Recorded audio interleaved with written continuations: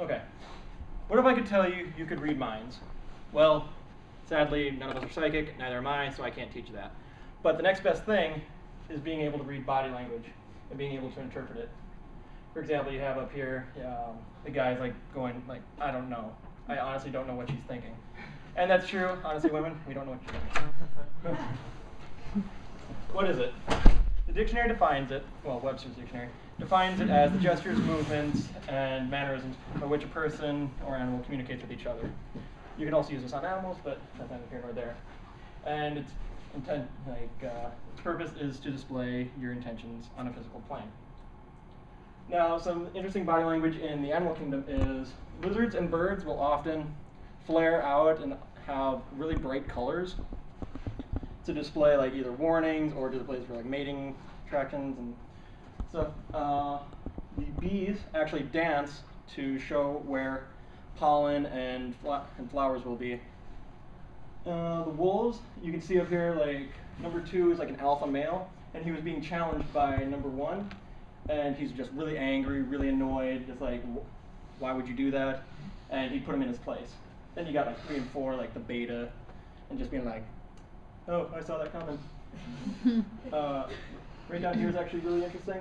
The eagles will do a mating display of, they will fly up really high and then clasp talons and free fall until like a really low altitude and then split off. This is to show commitment to the family that they're going to start like the egg. And some body language in animals, specifically dogs. You see confidence, he's ready for the world, he's got his tail upright, chest is out there, he's not afraid of anything. Now, when a dog is stressed, they will start to lick their own tongue because that's what their mother did when they were puppies, and it will help calm them. Think of it as a baby blanket. For playtime and obviously being excited, like the bowing stance, whenever you have a toy, like you'll be really excited and you throw it, it brings it back, or it doesn't bring it back, whatever. And just angry, furious. Ears are back, baring teeth. You can't see it on that dog because it's short hair, but their hair will be flared up like you saw in the wolf earlier. Now some body language in humans. Like the baby wants uppy, the guy's just really stoked, and the woman's just like, really? Oddly enough, she's really confident. And some general signs to look for, if I can get Johnny up here real quick. Now, arms crossed, it essentially means that I am not going to accept your ideals, or I'm bored with you, like I don't want to pay attention. Sit down, please. Put your feet up and cross your legs. Relaxed. Simple enough, easy to read. And neck touching and ear touching are really, like, you're nervous. Like I saw a couple of you guys doing it, and understandably, it is easy to be nervous. You can go down. 55% of it is 55% of communication is nonverbal. Only 7% of it is actually talking. The other 38%, I'm not sure. And women obviously use a lot more body language than men. Easy enough.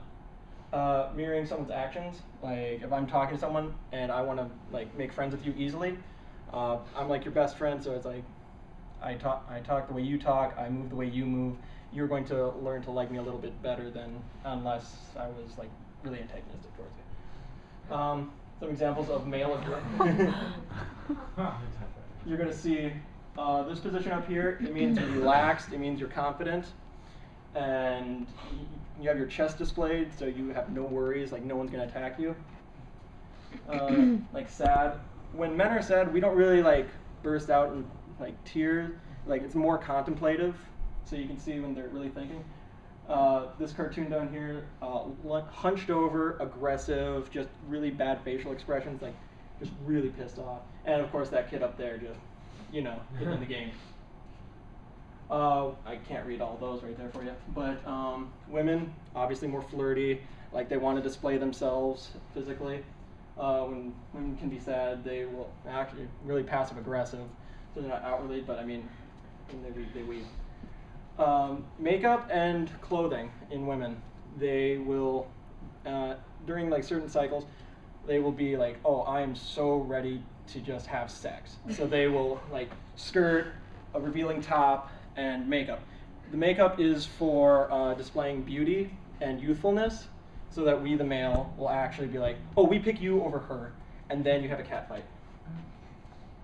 And some bonus information. That would be a display of like, I'm challenging you, open chest, hands ready. And some ways to tell if people are lying are slips of the tongue, some hesitation, and a lot of finger fumbling, because they're trying to figure out. Also, sitting on your hands, like if you're trying to be like, I don't know what's going on. But yeah, some simple stuff. And those are my sources. I hope I've taught you a little bit something about being able to read body language and decipher it, so maybe it'll help you out in the future.